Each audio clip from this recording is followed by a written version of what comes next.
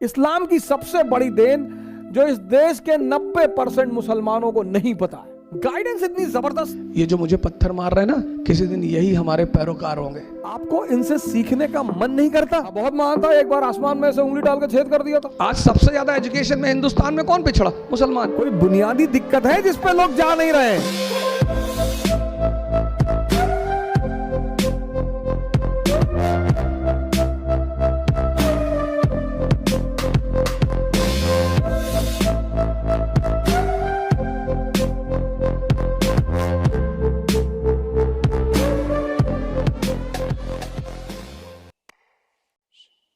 इस्लाम की सबसे बड़ी देन जो इस देश के 90% मुसलमानों को नहीं पता है।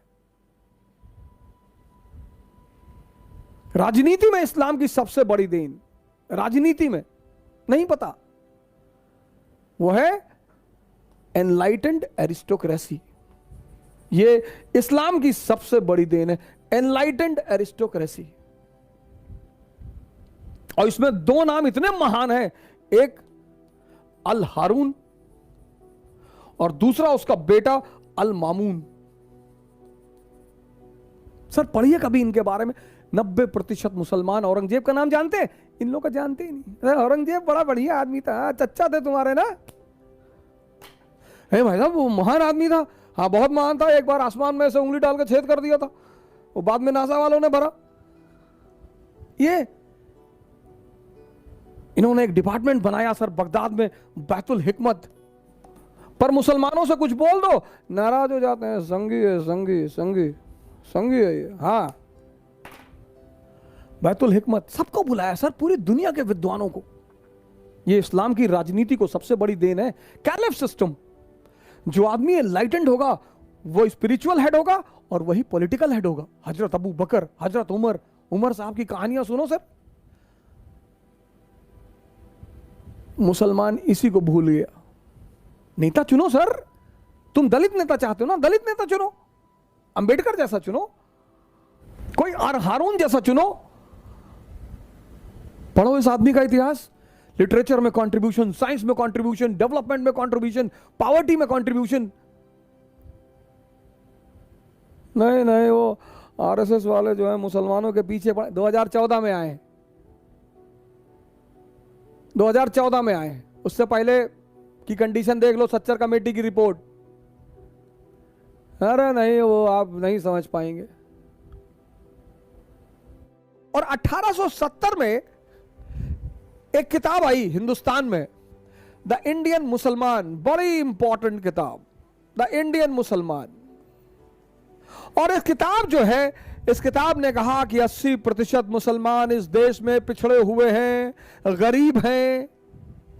80%? 1870 में तब तो आरएसएस नहीं थी, तब तो मोदी नहीं था, तब तो बीजेपी नहीं थी। 1206 से लेकर 1707 भारत में राजा कौन है? मुसलमान। इल्तुतमिश, बलबन, अलाउद्दीन खिलजी, मोहम्मद बिन तुगलक, फिरोज शाह तुगलक, बाबर, हुमायूं, अकबर, जहांगीर, शाहजहां, औरंगजेब।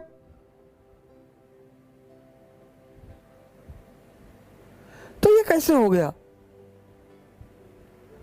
मैंने बड़े सारे मुस्लिम इंटेलेक्चुअलों से सवाल किया, मौलानाओं से कहा, मैंने कहा चाचा ये कैसे हो गया? नहीं वो जो है वो कुछ दूसरा मसला है, वो आप नहीं जान पाए। नहीं कैसे हो गया? तब तो ये लोग थे नहीं,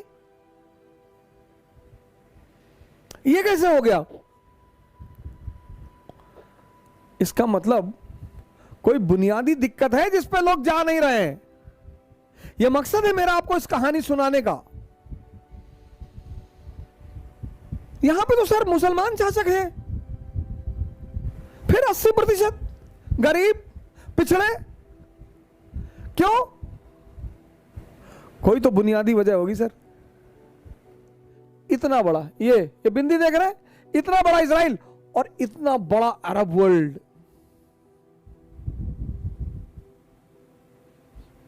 सर आपको शायद ही ये बिंदु दिखाई पड़ रहा हो। इतना बड़ा इजराइल और इतना बड़ा अरब वर्ल्ड। दुस्साहस देखिए इनका। आपको यह आकर्षित नहीं करता? आपको इनसे सीखने का मन नहीं करता? गाली देना किसी समस्या का समाधान नहीं है। हमारे बड़े सारे मुस्लिम भाई हैं, उनको मैं देखता हूं किसी को तुरंत गाली देने लगते हैं। तारिक फतेह चोर है, अच्छा क्यों? वो आर्रा का एजेंट है, अच्छा हिंदुस्तानियों का एजेंट है, तो क्यों नहीं बहस करते हो उससे जाकर? करो, उसको साबित करो कि तुम गलत हो, उसको बुलाओ किसी मजलिस में, उसके तर्कों को काटो। नहीं नहीं वो शैतान का आदमी है, शैतान इबलीस का आदमी। और जब भी तुम किसी को गाली देते हो तो एक बात तो स्पष्ट हो जाती है कि तुम उससे मुकाबला करने में सक्षम नहीं हो। Whenever you are abusing someone, then it is explicitly clear, that you are not in a situation to compete with that person.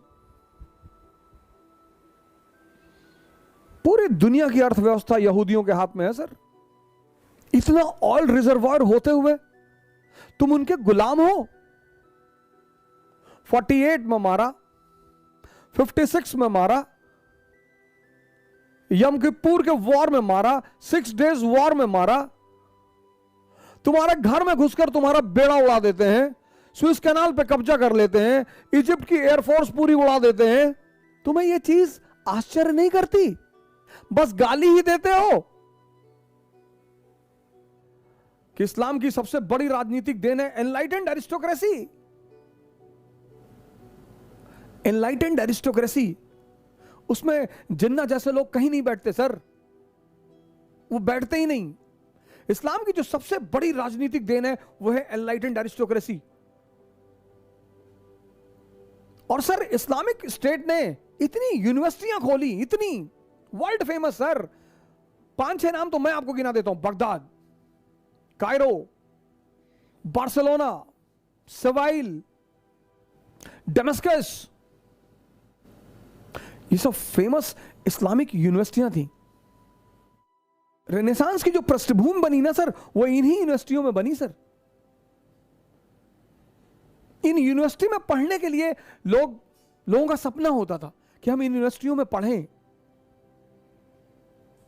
अगर इस्लाम का इतिहास देखा जाए 8th सेंचुरी से 15th सेंचुरी, और सुप्रीम अचीवमेंट सर, गाइडेंस इतनी जबरदस्त, एनलाइटेंड एरिस्टोक्रेसी।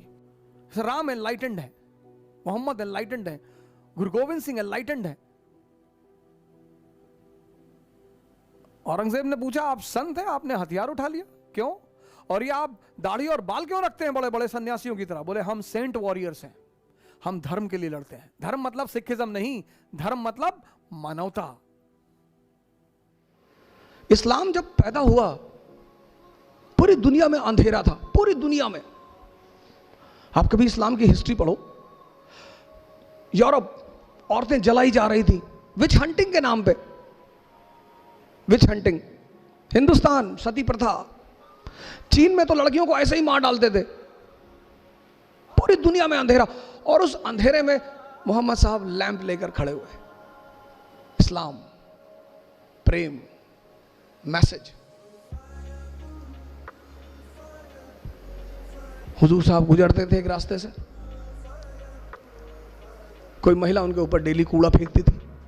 हमारे आपके ऊपर फेंक दे, हम तो गोली चला दे तुरंत कि वह कूड़ा फेंकोगे, वो भी हम मतलब मैं, वाजीराम के टीचर, इतनी औकात तुम्हारी? पैगंबर, हम तो उसके सामने कुछ है ही नहीं। पैगंबर, मालिक का सीधा हाथ है उस आदमी के सर पे। एक दिन उस महिला ने कूड़ा नहीं फेंका, वो मकान के अंदर गए, पता किया कि मोहतरमा कहाँ है, पता चला बीमार है। गए, हालचाल पूछा, कहा मालिक से दुआ करूंगा कि आप जल्दी ठीक हो जाए। ये है, हमसे लोग पूछते हैं, मैं मेडिवल इंडिया पढ़ाता हूं, लोग मुझसे पूछते हैं इस्लाम इतनी ऊंचाई पे कैसे था, मुसलमान इतनी ऊंचाई पे कैसे थे? स्पेन से लेकर चाइना सी, कैस्पियन से लेकर हिंदुस्तान, पूरे इलाके में मुसलमानों का कब्जा। क्यों? क्योंकि वो अपने उस वक्त पैगंबर को समझते थे कि जीतने के सिद्धांत क्या है। जीतना तलवार से नहीं, तलवार से तो लूटा जाता है। चोर किस चीज का इस्तेमाल करता है? तलवार का। ये मैसेज है, मैसेज। इकरा शब्द फैजल साहब ने लिया कि सर हम तो अपनी इंस्टीट्यूट का नाम इकरा रखेंगे। मैंने कहा बिल्कुल। मैंने कहा, इन्होंने मुझसे पूछा